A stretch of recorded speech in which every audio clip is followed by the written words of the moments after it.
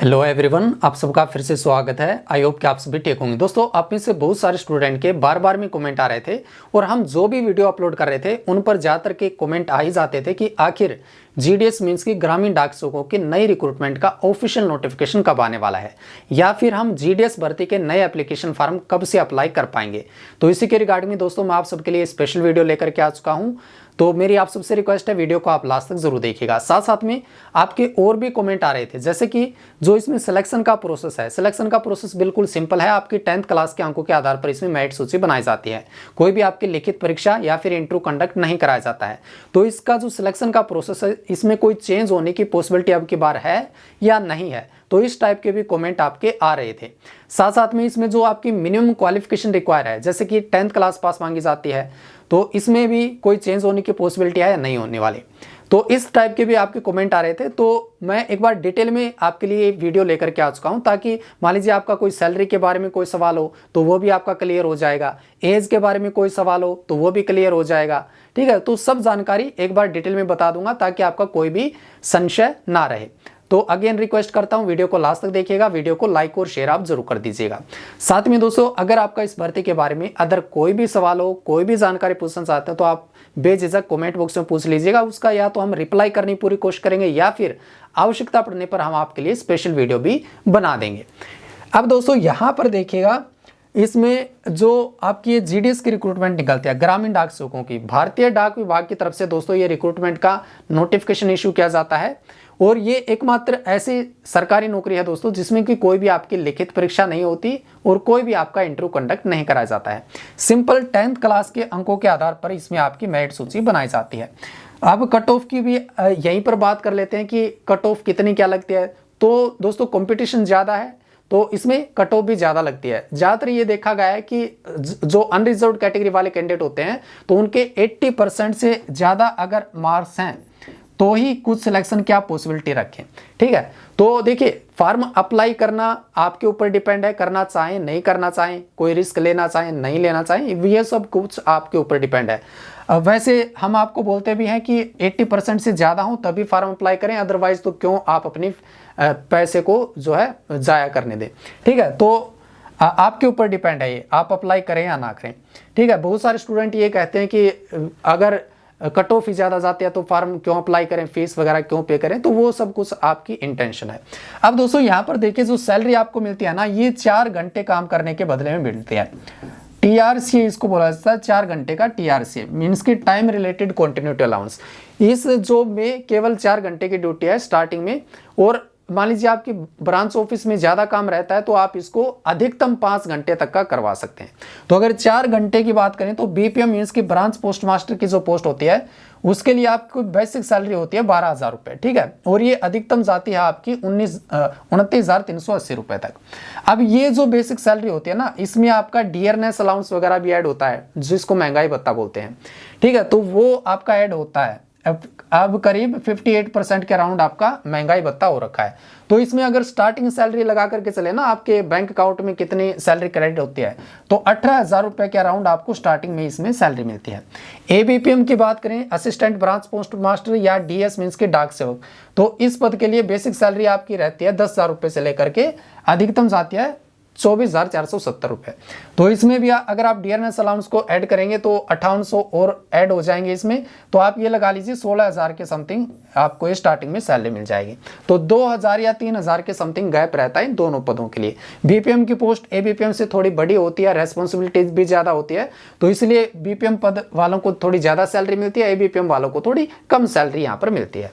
ठीक है, अब दोस्तों एलिजिबिलिटी कंडीशंस में एज के क्राइटेरिया की बात करें तो आपकी कम से कम आयु इसमें 18 साल होती है, अधिकतम आयु मीन्स की मैक्सिमम एज लिमिट यहाँ पर 40 ईयर्स बताई होती है। अब इसमें एज में रिलैक्सेशन भी दिया जाता है। अपर एज में जैसे कि SC/ST को 5 साल की छूट मिलती है 5 ईयर्स की, और ओबीसी कैटेगरी वाले जो कैंडिडेट होते हैं, ओबीसी कैटेगरी वाले, तो इनको अधिकतम आयु सीमा में 3 इयर्स की एज में रिलैक्सेशन दी जाती है। ठीक है, सिंपल करने का मतलब यह है, ओबीसी वाले कैंडिडेट की अगर आयु 42 या 43 साल के अराउंड हो रखी है तो वो फॉर्म अप्लाई कर सकते हैं। इसी तरह से SC/ST कैटेगरी वाले कैंडिडेट की अधिकतम अभी प्रेजेंट में मान लीजिए एज 44 या 45 के अराउंड हो रखी है तो भी वो फॉर्म अप्लाई कर सकते हैं। ये आपकी अधिकतम आयु सीमा में रिलैक्सेशन दी जाती है।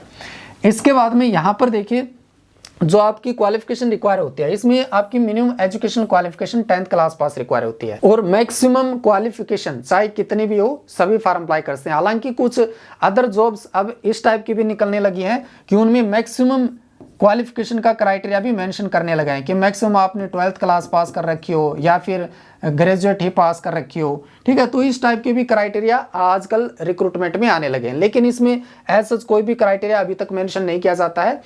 10th क्लास तो मिनिमम क्राइटेरिया है, अधिकतम चाहे फिर आपने कितने भी क्वालिफिकेशन पास कर रखी हो। ठीक है, और इसके साथ में सेकंड क्राइटेरिया और भी होता है कि आप जिस भी सर्कल के लिए, जिस भी राज्य के लिए फॉर्म अप्लाई करना चाहते हैं, तो उस सर्कल या स्टेट की एक लोकल भाषा होती है, तो उस लोकल भाषा का एक सब्जेक्ट आपने अपनी 10th क्लास में पढ़ा होना चाहिए। अब अदर क्वालिफिकेशंस भी यहाँ पर बताए गए हैं, जिसमें कि 3 क्राइटेरिया हैं। पहला criteria knowledge of computer, computer की आपको जानकारी होनी चाहिए।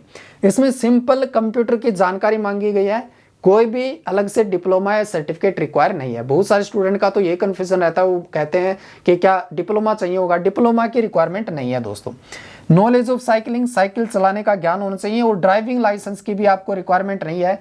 कुछ स्टूडेंट के भी कमेंट आते हैं कि ड्राइविंग लाइसेंस वगैरह चाहिए होगा, 2 व्हीलर का नहीं, एज सच कोई रिक्वायरमेंट नहीं है। एडुकेट मीन्स ऑफ लाइवलीहुड, यहाँ पर एक और शर्त मेंशन आपकी होती है, और इसका एक बकायदा अंडरटेकिंग फॉर्म भी आपको सबमिट करवाना होता है। उसमें यह शर्त मेंशन होती है कि आप केवल इस जॉब पर डिपेंड ना हो, आप इतने कैपेबल होने चाहिए कि आप और भी दूसरे स्रोतों से या सोर्सेज से पैसा कमा सकें।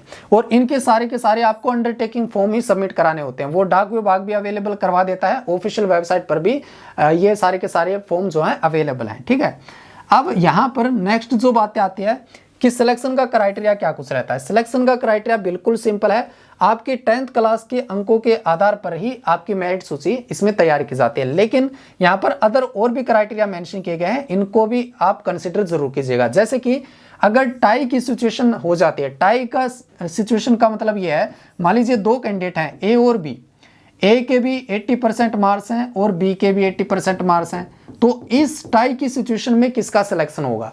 तो यहां पर क्राइटेरिया ये बताया गया है, सबसे पहले तो ये देखा जाएगा कि डेट ऑफ बर्थ, अगर जिस कैंडिडेट की उम्र ज्यादा है तो उसका सिलेक्शन इस सिचुएशन में कर लिया जाएगा। मान लीजिए बी की एज यहां पर है 30 ईयर्स और ए की एज यहां पर है 29 ईयर्स। ठीक है, तो इस सिचुएशन में बी का सिलेक्शन हो जाएगा। ठीक है, तो ये टाई की सिचुएशन यहां पर बताई गई है। और भी यहाँ पर बहुत सारी कंडीशन दी गई हैं, जैसे कि एसटी वीमेन को, लड़कियों को यहाँ पर ज्यादातर को प्राथमिकता दी जाती है। पहले उन लड़कियों को प्राथमिकता दी जाती है जो कि रिजर्व्ड कैटेगरी में आती हैं। अब इसी सिचुएशन में ये लगा लीजिए, मान लीजिए कि दोनों की एज 30 ईयर्स है, लेकिन बी यहाँ पर है कोई लड़की जो कि एससी कैटेगरी से है, और ए मान लीजिए ये भी लड़की है लेकिन ये ओबीसी कैटेगरी में है, तो यहाँ पर बी का ही सिलेक्शन हो जाएगा। ठीक है, क्योंकि ये रिजर्व्ड कैटेगरी में है और ये अनरिजर्व्ड कैटेगरी में है। ठीक है, तो इस तरह से यहाँ पर सिलेक्शन के क्राइटेरिया बताए गए हैं। सबसे लास्ट में यहाँ पर है लड़कों का सिलेक्शन होगा, और लड़के भी जो रिजर्व्ड कैटेगरी में आते हैं तो उनको यहाँ पर प्राथमिकता मिलने वाली है। तो ये क्राइटेरिया भी आप जरूर से जरूर कंसिडर कीजिएगा। इसके बाद में यहाँ पर देखिए, एक बार बात कर लेते हैं कि आखिर बीपीएम को क्या काम करना पड़ता है और एबीपीएम को क्या काम करना पड़ता है, मींस कि आपकी जॉब प्रोफाइल क्या रहती है। तो शॉर्ट में मैं आपको बता देता हूं, ज्यादा डिटेल में नहीं बात करेंगे। देखिए, बीपीएम जो होता है ना, ब्रांच पोस्ट मास्टर, इसका ऑफिस में बैठकर ही ज्यादातर काम होता है। जितने भी टाइप के बैंक ये आपके अकाउंट होते हैं वो सारे के सारे ओपन करवाना, उनका रख रखाव करना, एक टाइप से डेली के डेली ये बुक रेडी करना, day to day postal operations आपके करने होते हैं।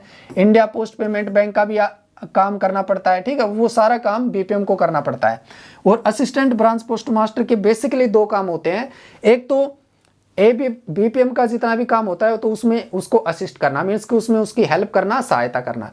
और सेकंड यहाँ पर बताया गया है कि डिलीवरी करना, मेल जितने भी आते हैं, डाक या पोस्ट जितने भी आते हैं, उनको डोर स्टेप पर जा करके जो है उनको डिलीवर करना, या फिर स्टाम्प स्टेशनरी कन्वेंस वगैरह को सेल करना, और deposit payment other transactions of India post payment bank, India post payment bank के ये डिपॉजिट वगैरह करने का काम होता है एबीपीएम का। ठीक है, तो ये मैंने मोटा मोटे तौर पर आपको बता दिया है। इसके बाद में यहाँ पर सबसे महत्वपूर्ण बातें आ जाते हैं, जो कि आपके बार बार में कमेंट आ रहे थे कि आखिर ये रिक्रूटमेंट का जो नोटिफिकेशन है वो आपका कब आने वाला है, या फिर ऑनलाइन एप्लीकेशन फॉर्म आप कब से अप्लाई कर पाएंगे। तो यहाँ पर सबसे बड़ी जो अभी ऑब्स्टेकल आ रखी है वो ये है कि ट्रांसफर अभी तक नहीं हुए हैं। जो भी रिक्रूटमेंट का जब भी नोटिफिकेशन आता है उससे पहले जो है ट्रांसफर का पोर्टल स्टार्ट होता है, लेकिन अभी तक ये ट्रांसफर का पोर्टल स्टार्ट नहीं हुआ है। हर साल अगर आप देखेंगे तो जुलाई में भर्ती का ऑफिशियल नोटिफिकेशन जो है रिलीज कर दिया जाता है, ठीक है। और नोटिफिकेशन से जस्ट पहले मींस कि जून के मंथ में ट्रांसफर का पोर्टल स्टार्ट हो जाता है। तो अभी तक जून में भी स्टार्ट नहीं हुआ ट्रांसफर, जुलाई में भी नहीं हुआ, अगस्त में भी नहीं हुआ है, लेकिन अभी सितंबर में ये संभावना जताई गई है कि आपका ट्रांसफर का पोर्टल स्टार्ट होने वाला है। तो जैसे ही अगर ये सितंबर में ट्रांसफर का पोर्टल स्टार्ट हो जाएगा तो उसके बाद में ही आपकी नई भर्ती का ऑफिशियल नोटिफिकेशन आपको देखने को मिलेगा और तभी आप इसके लिए अपना ऑनलाइन एप्लीकेशन फॉर्म भी अप्लाई कर पाएंगे, ठीक है। तो ये बात हो गई यहाँ पर फॉर्म को अप्लाई करने के बारे में। अब एक जो सवाल आपका आ रहा था कि टोटल नंबर ऑफ वैकेंसीज अब की बार कितनी आने वाली हैं, तो अप्रोक्सीमेट 20,000 के समथिंग ये आपकी वैकेंसीज आने की पॉसिबिलिटी है। अब चेंज इन क्वालिफिकेशन, आपकी जो इसमें 10th क्लास पास रिक्वायर है मिनिमम क्वालिफिकेशन, तो क्या इसमें कोई चेंज होने की पॉसिबिलिटी है? इसमें कोई चेंज होने की पॉसिबिलिटी दोस्तों ज़्यादा नहीं है, ठीक है, क्योंकि ये कोई इतनी ज़्यादा बड़ी पोस्ट तो है नहीं कि कोई क्लरिकल लेवल की पोस्ट हो या फिर ज़्यादा स्किल्ड की पोस्ट हो। इसमें एक टाइप से आप बोल सकते हैं कि अनस्किल्ड टाइप की जॉब है जिसमें कि कोई ज़्यादा क्वालिफिकेशन रिक्वायर्ड नहीं होती है, और ग्रुप डी के इक्विवेलेंट आप पोस्ट इसको बोल सकते हैं। तो ग्रुप डी की जितनी भी वैकेंसी निकलती है उनके लिए मिनिमम क्वालिफिकेशन आपकी 10th क्लास पास ही रिक्वायर होती है, तो इसमें भी आपकी 10th क्लास पास ही रहने वाली है। सिलेक्शन का प्रोसेस में कोई चेंज होने की पॉसिबिलिटी है, तो यहाँ पर अभी तक कंफर्म तो नहीं है, लेकिन यहाँ पर एक संभावना जताई गई है कि आपका एक छोटा सा एग्जाम जरूर कंडक्ट करवाया जा सकता है। लेकिन ये एग्जाम कब कंडक्ट करवाया जाएगा? जब आपका रिजल्ट आ जाता है। रिजल्ट जैसे आ जाता है ना, आपकी जो लिस्ट डिक्लेयर कर दी जाती है सप्लीमेंट्री लिस्ट, उसके बाद में जैसे ही आप डॉक्यूमेंट वेरिफिकेशन के लिए जाते हैं डीवी के लिए, तब जो सिलेक्टेड कैंडिडेट्स हैं उनसे कुछ क्वेश्चंस पूछे जा सकते हैं, ठीक है। और ये 50 मार्क्स की क्वेश्चंस पूछे जाने की यहाँ पर संभावना जताई गई है कि एक टाइप से कुछ क्वेश्चंस पूछे जाएंगे जिनके अंक 50 रहेंगे, ठीक है। तो यहाँ पर इस स्टेज पर डॉक्यूमेंट वेरिफिकेशन के दौरान आपका एग्जाम कंडक्ट करवाने की पॉसिबिलिटी जताई गई है, ठीक है। तो ये दोस्तों यहाँ पर देखिए मैंने आपको सारी की सारी जानकारी बता दी है। इसके रिगार्डिंग में अगर आपका कोई भी अभी सवाल हो, कोई डाउट हो, कंफ्यूजन हो, तो आप कमेंट बॉक्स में पूछ सकते हैं।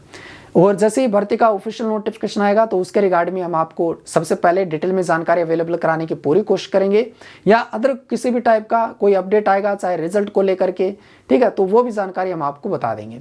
वीडियो को लाइक शेयर, चैनल को सब्सक्राइब कर लीजिएगा। वीडियो को देखने के लिए आप सबका दिल से थैंक यू। इसी के साथ में मिलेंगे नई वीडियो में कुछ नई इंपॉर्टेंट जानकारी के साथ में।